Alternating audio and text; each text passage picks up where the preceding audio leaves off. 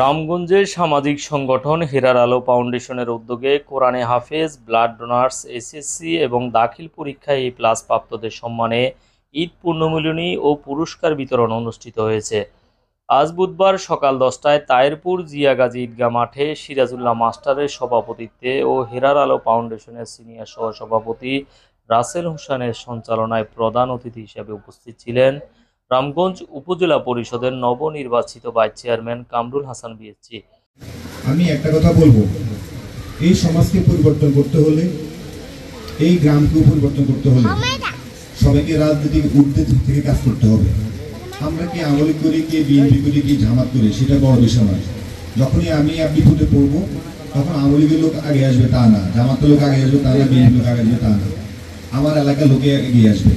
তাই আমি চাইবো এই তাহেরপুর হেরার আলো ফাউন্ডেশন যে সুন্দর একটা উদ্যোগ নিয়েছে, তারা একটাকে সহযোগিতা করবে কিভাবে এটাকে সামনের দিকে এগিয়ে নিয়ে যায় কিভাবে তাহিরপুর গ্রাম থেকে লামসর ইউনিয়ন থেকে রামগঞ্জ থেকে পুরো লক্ষ্মীপুরবাসী এটা সুফল পাবে, সেটা চেষ্টা না করে আমরা আমাদের সমাজে আসলে আমরা যখনই কোনো ভালো কাজ করি তখনই কেউ না কেউ ফেসাবে, এটা স্বাভাবিক। এইটাকে আপনারা পিছনে রেখে সামনে কাজ করবেন, সামনে এগিয়ে যাবেন, সেই লক্ষ্যে কাজ করবেন। আমি সবসময় আপনাদের পাশে থাকবো, আমি কথা দিয়ে যাচ্ছি। আজকে এখানে আমি কামরুল রামগঞ্জ পরিষদের পক্ষ থেকে এবং আমার ব্যক্তিগত পক্ষ থেকে আমি সবসময় যে কোনো ভালো কাজ, আপনি কোন দল করেন আমার সেটা জানার বিষয় নয়, আপনার যে কাজের মাধ্যমে যদি এলাকার উন্নয়ন হয়, আপনার কাজের মাধ্যমে যদি একজন ব্যক্তি অসুস্থ ব্যক্তি সুস্থ পায়, আপনার কাজের মাধ্যমে যদি কোনো কৃতি শিক্ষার্থী সংগঠিত হয়ে অনুপ্রাণিত হয়ে সামনে দিয়ে এগিয়ে যায়, আমি আপনাদের পাশে থাকবো। বিশেষ অতিথি হিসেবে উপস্থিত ছিলেন রামগঞ্জ থানার এসআই জহিরুদ্দিন। এছাড়া ফাউন্ডেশনের উপদেষ্টা হাফেজ নেসার আহমেদ, উপদেষ্টা ইমাম হোসেন রাজু, সুজন, নিপু, বুলবুল, ইমরান হোসেন, সাফায়েত মাস্টার, কামাল হোসেন প্রমুখ। যে মানবিক কাজগুলো করতে আমার শত ব্যস্ততার মাধ্যমে আমি চেষ্টা করি সময় দেওয়ার জন্য। আর এখানে যে তরুণ সমাজ, তারা কিন্তু সমাজকে বদলে দিতে পারবে, কারণ তাদের হাতে আগামী বাংলাদেশ।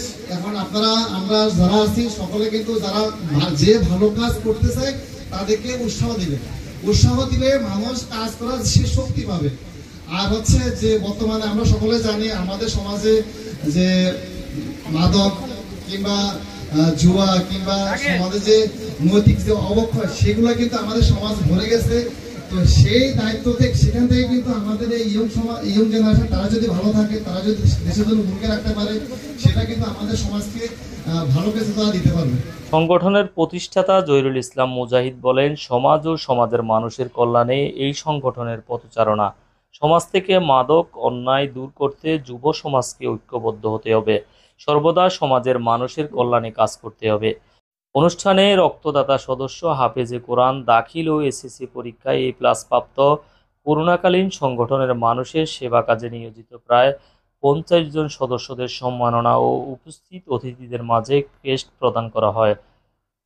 একই সাথে নতুন করে ব্লাড ক্যাম্পেইনের আয়োজন করা হয়। শাহ আলম, দৈনিক নবযুগের কণ্ঠ, রামগঞ্জ।